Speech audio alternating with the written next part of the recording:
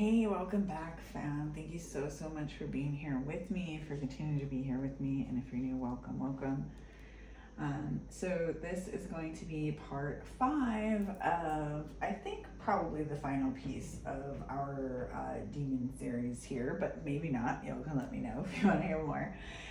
So today we're going to talk about something people have been terrified of for centuries, and it is very controversial. So I want to give you that trigger warning and disclaimer now.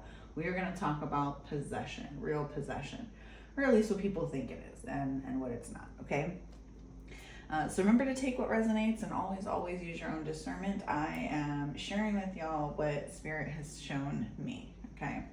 So first, real possession isn't vacancy, okay? It isn't a complete takeover, okay?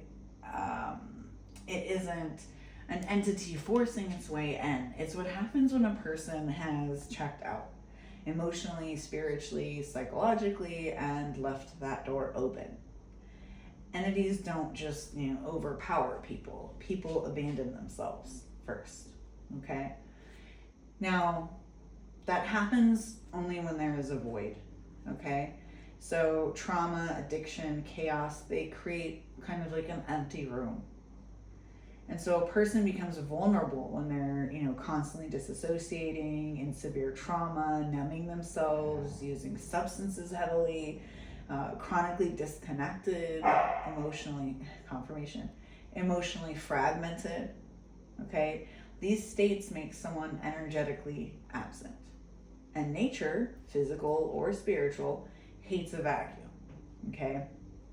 And so what fills that space? Not demons, not Hollywood monsters, but influence, okay? A person's energy field becomes so unstable that external energy can amplify their fear, intensify their sadness, distort their perception, push unhealed wounds, create emotional swings, drain their vitality, okay?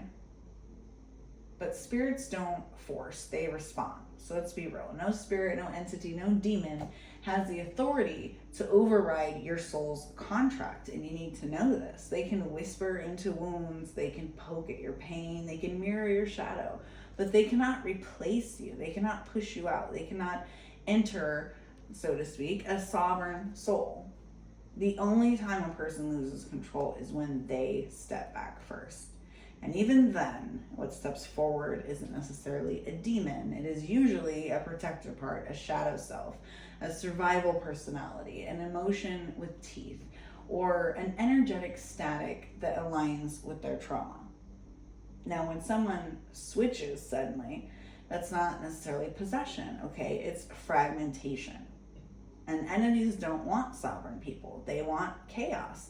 A sovereign person is too bright, too grounded, too aware. Your energy, like I said, cooks low-level beings alive, right? But someone who's fragmented, someone who's lost, checked out, unanchored, they're more vulnerable, okay? They're being matched by energy that aligns with their inner chaos, all right? So real possession may not look like the Exorcist movie, okay? Levitation, spinning heads, and Latin phrases. But it can very much look like spiraling thoughts, chronic emptiness, rage with no origin, disconnection, outbursts, confusion, addictive behavior, not feeling yourself, and it could be subtle, but it is energetic. And the truth that people need to hear is that a regulated nervous system is an exorcism, okay? It's a prevention, right? Inner child healing is an exorcism. Trauma work is an exorcism. Reclaiming your body is an exorcism. Sovereignty is the cure, okay? And we know that an ounce of prevention, right?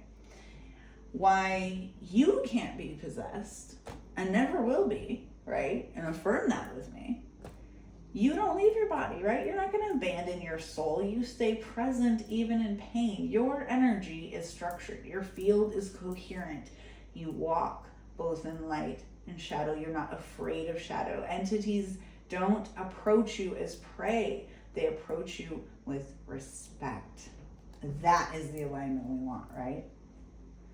Fear is the doorway. Presence is the lock, okay? Humans need to be taught how to stand themselves, okay? So stop fearing the demons. Know your truth. And don't be fearful. Know you are protected. So thank you for walking through all of these parts with me. Remember, you are safe, you are protected, you are sovereign than they ever told you. More than they ever told you. So go and reclaim every part of your power and release the fear. Sending you light, love, and healing. And I hope this helped.